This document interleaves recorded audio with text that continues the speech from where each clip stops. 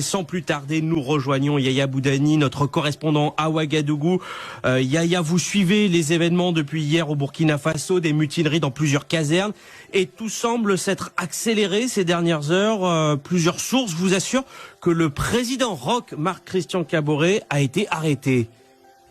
Oui, Antoine, selon plusieurs sources sécuritaires, le président Kaboré aurait été interpellé. Coup d'État confirmé selon un officier qui poursuit qu'il faut patienter car il y aura une déclaration dans les prochaines heures. Alors, le président et d'autres personnes ont été arrêtés. Ils sont au camp, précise une autre source. Selon un autre haut gradé de l'armée, les mutins exigent la démission du président Roch Marc Christian Kaboré, mais cela n'est pas encore acté.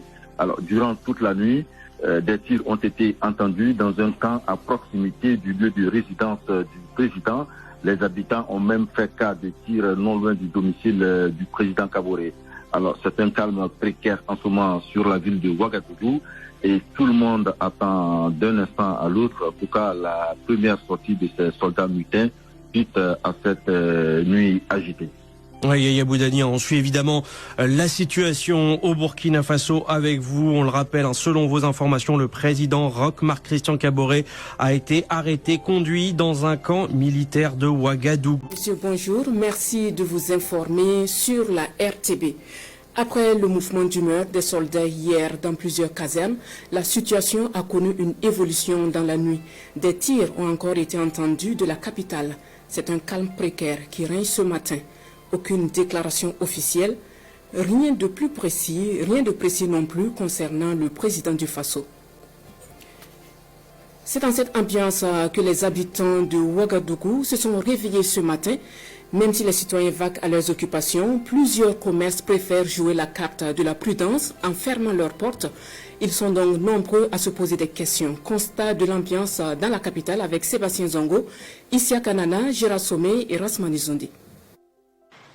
Centre-ville de Ouagadougou, en cette matinée du 24 janvier 2022. Une circulation presque ordinaire. Les Ouagalais vaquent à leurs occupations avec une pointe d'inquiétude sur la situation nationale. Sur l'avenue Kwame Nkrumah, la plupart des établissements bancaires ont baissé les rideaux.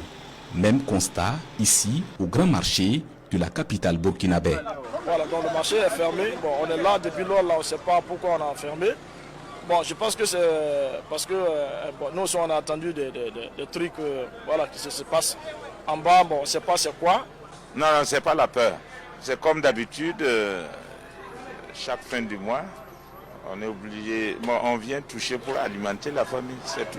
Les gens vont à leurs occupations. Bon, il n'y a rien, il n'y a pas d'indice qui montre que le pays est bizarre. Voilà, on est venu ce matin pour le cas de service. On a vu que la situation du pays, donc on dit qu'on est obligé de repartir à la maison. Voilà, il n'y a plus service. Je pense que c'est concernant la sécurité du pays. Voilà, comme depuis hier, il y a des coups de feu. On ne sait pas ce qui se passe vraiment. Donc nous aussi on est dans l'attente. On est vraiment inquiets. Vous-même vous voyez, un lundi on arrive et puis tout est fermé. Il faut qu'on se pose vraiment des questions. Au quartier Patte-d'Oie, devant la gare Ouaga Inter, un véhicule avec des impacts de balles attire la curiosité des passants, créant un encombrement de la voie. Il s'agirait du véhicule blindé d'une des premières autorités du pays, abandonné dans la nuit, selon des témoins. Donc c'est aux environs vers les 22h, beaucoup si je ne me trompe pas, quand on a entendu le coup de feu, puis vraiment on savait que c'était des armes vraiment lourdes. Voilà, et comme c'était temps de couvre-feu, on ne pouvait pas sortir.